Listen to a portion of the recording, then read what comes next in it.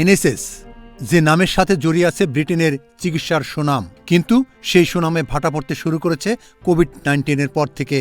Budget কাট, চিকিৎসকের স্বল্পতা, নার্সদের অবহেলায় এনএসএস সেবায় বিরাজ করছে বেহাল দশা। লন্ডনের চিকিৎসা ব্যবস্থা এখন খুবই খারাপ অবস্থা চলতেছে। বৃদ্ধ মানুষ খুবই সাফার করতেছে। ওদেরকে অনেক সময় অনেক অপারেশন আছে বা অনেক জটিল চিকিৎসা আছে, তাদেরকে কোনো অ্যাপয়েন্টমেন্ট দিতেছে না। ডাক্তার রোগ নির্ধারণ করতে পারতেছে না। ট্রিটমেন্টটা কীভাবে কিতা স্ক্যান করলো করিয়া করে কিছু পাইছে না। আটতে পারেন না, খাইতে পারেন না, বমিং করেন, কিন্তু এখন মধ্যে রোগ নির্ধারণ করতে পারেন না। সম্প্রতি রয়্যাল লন্ডন হাসপাতালে চিকিৎসাধীন এই রোগী সঠিক চিকিৎসা না পেয়ে এখন মৃত্যুর সাথে পাঞ্জা লড়ছেন। আমি রয়্যাল লন্ডন হসপিটালে কোনো ভালো চিকিৎসা পাই নাই। ভুল এই অ্যান্টিবায়োটিক ইঞ্জেকশন এসে দেওয়া হয়েছে। আমি এতে অনেক ভয় পাইছি। আর সিস্টারদের ব্যবহার অনেক খারাপ। সিস্টাররা অনেক অত্যাচার করে। রোগী জাকিয়া খানমের স্বামী অভিযোগ করে তার স্ত্রী খাট থেকে পড়েছে, ভিজা বিছানায় সারা রাত শুয়েছিল, সারা রাতে কোনো খবর নেয়নি নার্সরা। এমনকি এক রোগীর ইঞ্জেকশন অন্য রোগীকে দেওয়া হয়েছে বলে গুরুতর অভিযোগ আনলেন তিনি। আমার ওয়াইফের এমন খারাপ অবস্থা ছিল যে উনি বেড বাউন্ড ছিলেন, উনি উঠতে পারতেন না, ইভেন হাতে ধরতে পারতেন না, খাইতে পারতেন না। ওনাকে 2 ঘন্টা বা 1.5 ঘন্টা পর পর ওনাকে পানি দিতে হচ্ছে। ওনার মুখে পানি না দিলে উনি মারা যাবে রাত্রিবেলা। আর একটা বড় ঘটনা ঘটে যায় যে আমার ওয়াইফ বেড থেকে পড়ে যায়। বেড থেকে পড়ে যেয়ে ওখানে ফ্লোরে পড়া অবস্থা ছিল। কতক্ষণ ছিল আল্লাহ পাকই জানেন। একজন নার্স এসে তাকে অ্যান্টিবায়োটিক দেয়। যখন অ্যান্টিবায়োটিক পুশ করে তখন আমি নার্সকে জিজ্ঞাসা করি যে তুমি একে আমার ওয়াইফকে, তুমি রুগীকে অ্যান্টিবায়োটিক পুশ করতেছো কেন?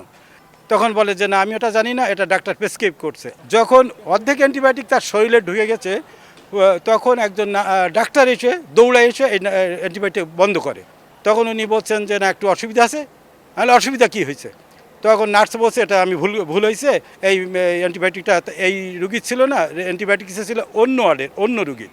রোগীর অভিযোগ পেয়ে হাসপাতাল কর্তৃপক্ষের সাথে ইমেলে যোগাযোগ করা হলে ফিরতি ইমেলে জানানো হয়েছে তারা রোগীর কাছ থেকে কোনো অভিযোগ পায়নি।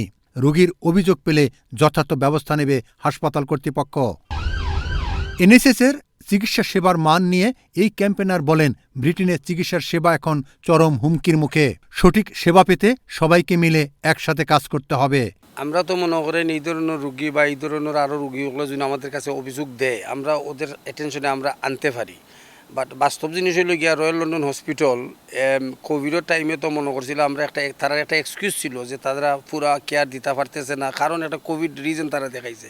এখন তো কোভিড না, কোনো প্যান্ডেমিক না, তাহলে তারা এই কেয়ারটা খেনে দিতে পারে না। সদ্য চিকিৎসা নেওয়া এই রোগী বলেন, এনএসএসের চিকিৎসা সেবা বিশ্বের যে কোনো দেশের চিকিৎসার চেয়ে ভালো। আমি দেশ থেকে আসার পরে অসুস্থ হয়ে গিয়েছিলাম। হঠাৎ করে পরের দিন আমি যখন এনএইচএসে ফোন দিই, আমার জন্য অ্যাম্বুলেন্স পাঠিয়ে দেয় এবং অতি দ্রুততার সহিত আমাকে হসপিটালে তারা অ্যাডমিট করে। এবং হসপিটালে যাওয়ার পরে যে সার্ভিস আমি পেয়েছি, আমি বলবো যে অত্যন্ত ভালো এবং চমৎকার সার্ভিস। ডাক্তারের স্বল্পতা এবং নার্সদের অবহেলার কারণে রোগীরা ঠিকমতো চিকিৎসা সেবা পাচ্ছে না বলে অভিযোগ থাকলেও দ্য রয়্যাল লন্ডন হাসপাতাল কর্তৃপক্ষ বলছেন তারা রোগীদের যথাসাধ্য চিকিৎসা সেবা দিয়ে যাচ্ছেন। Mohammad Rezaul Karim Mridha, channel S news, London.